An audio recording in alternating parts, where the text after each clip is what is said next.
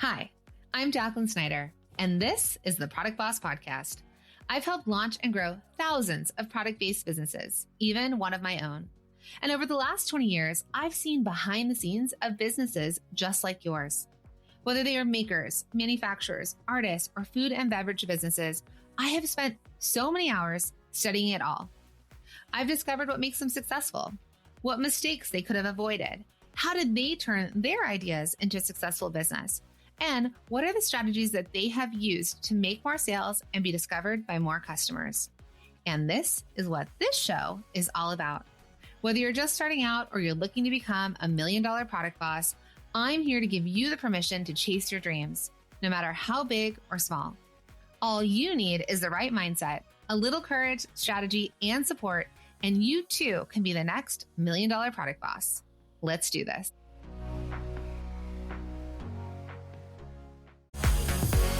Hey friend. So this is just a secret between you and me, but how many tabs do you have open right now on your computer?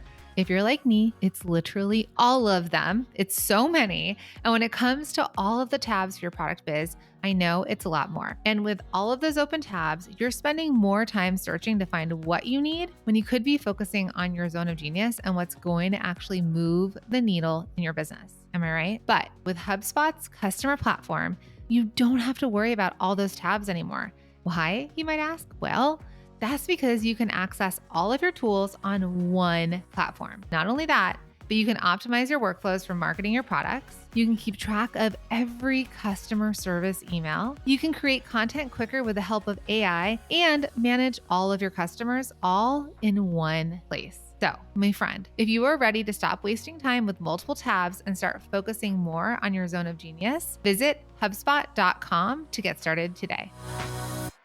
The other thing that's been hard for me to do is to release the expectation on myself that I should and can do everything at once. So this came up for me when my kids were little. I remember with my son, I wasn't running the Product Boss and Designer Consulting Co-op. I just had Designer Consulting Co-op and I was running Cuffs Couture. And so, I had a team and I was bicoastal with my husband, but so I was with my son a lot. And I think I took off maybe 6 weeks from maternity leave and we ended up getting a nanny and I was able to afford it even though I wasn't, because I feel like the amount I was making per hour was basically what I was paying the nanny. But it was allowing me to grow the business. So I spent my time at home. It was my first kid. And then I had a nanny for a long time until he was old enough to go to preschool. Now, then I had my second kid. Oh, second kids and third kids and fifth kids. I had her and we were bicoastal at this point. We were living between New York and LA. My son was in school. I now had, my businesses were growing. We were bicoastal. There was a lot happening. I have her and we're traveling a lot. And now I've got 2 kids, which is just a lot. And as I was just starting the Product Boss, I remember being coached by a mentor that I was working with in a mastermind that I was in and talking to her about my time and my capacity and what I can do. And she's like, hire for the help that you can afford. She's like, maybe you put your daughter into daycare before you can grow this company. And I was like, what? Like, no, like my son was with me till X year, like months. And, I don't want to do this to her, like so young, da, da, da. But the thing is that we were alone. Like we were on the East Coast. We didn't have support and family. We didn't have all the people we could call on, even though I was already uncomfortable. I'd call my mom and my sister, but we didn't have all that support. And so she's like, if you want to grow your business, then you need to outsource some things so that you can focus on growing the business so that you can buy back your time, right? Like you can have enough money to hire a team to run the company for you so you can pick your kids up from school so that you can get this thing on its feet and then you can be with your kids when they need you to be with them, especially when they're older. So I remember crying the night before I sent my daughter to daycare at my son's preschool, just hysterical. I was like, God, she's going so young, like messing her up, but I feel alone and I can't grow this business and all the things. And it felt like a stretch for money and just all the stuff. I just remember walking her into daycare. She's little, she's walking, she was so advanced. And like my son, I had to like sit outside of, the room. And if he cried, like separation anxiety, all the stuff. My daughter, she literally was like, peace out, mama. She took her teacher's hand, turned around, smiled, waved. I just remember it. And like she walked off in her little tiny booties. And that was it. And I picked her up and she'd basically taken over the preschool.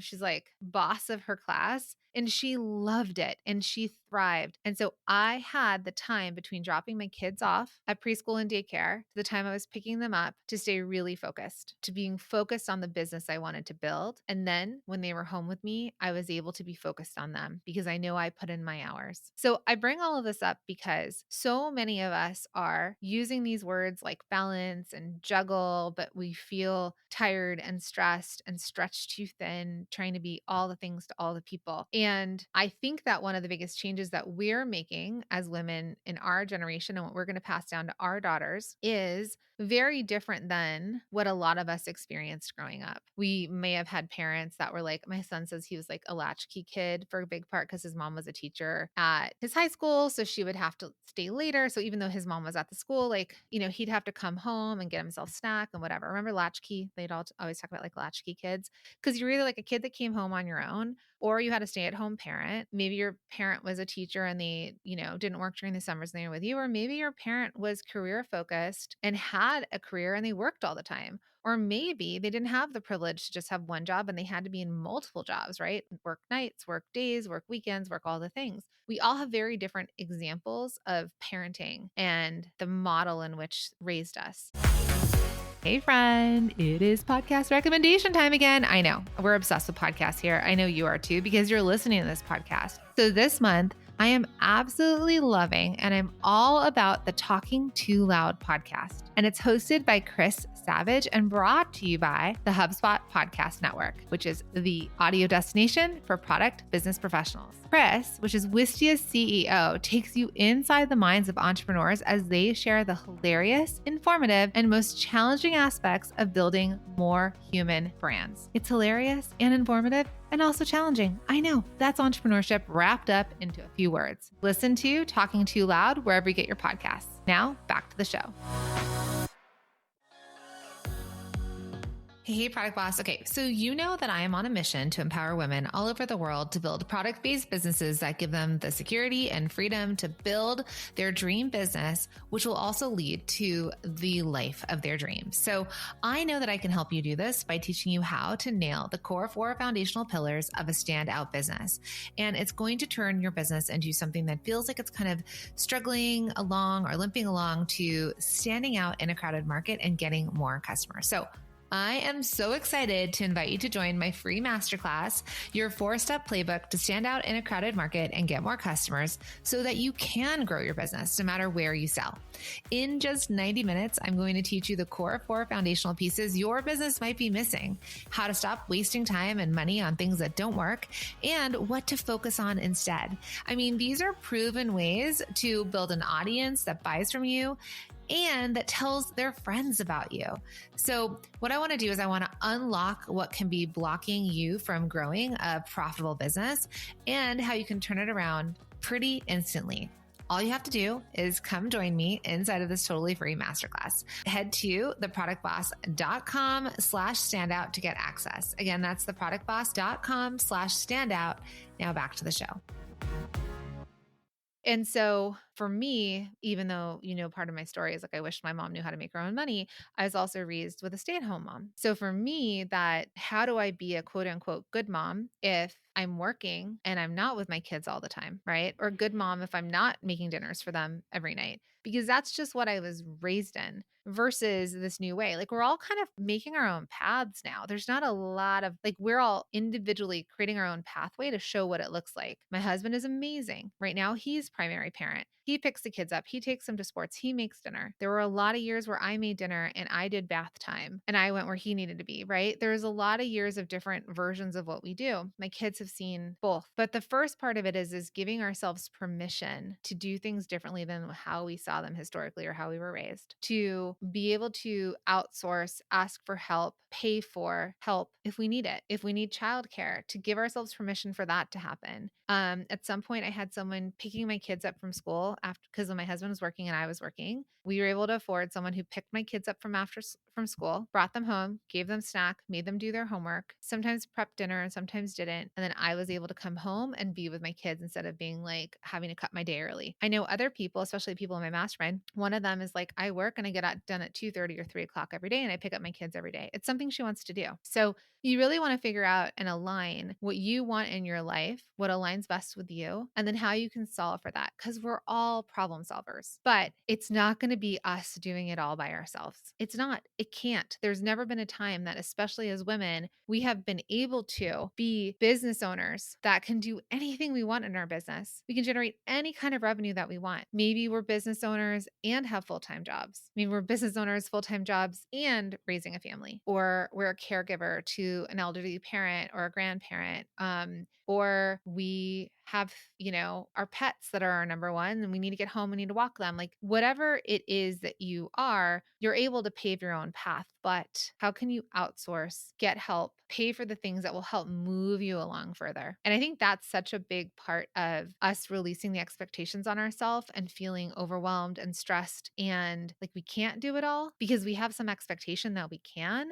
but how, right? And this is a generalization, but I'm just going to say it. Men don't do it all by themselves. I always use one of our like mascots in my mastermind used to be Don Draper of Mad Men. Why? Because Don Draper got to be Don Draper. He got to come to work and be the boss and be the creative and be the visionary. He did not have to think about getting gifts for his wife or his mistress because he had a secretary for that. This is in the show. This is not me, but right? He had a secretary for that. He didn't have to worry about child rearing or feeding his children or getting them to school. He had a wife for that. He actually, in fact, got to get home and she had a scotch waiting for him, right? That's like the 1950s scenario of like the, Americana, whatever, right? That's just basically what Mad Men was. But I like to use it as an example of we as women can have our Don Draper energy as well. Because as we start to earn money, as we start to create our own, not only safety and security, but we start to build wealth through our businesses, we also earn the right and the ability to get help where we need it, right? One of the first things that I did without hiring a human was using an app to do my laundry when I lived in New York and New Jersey. So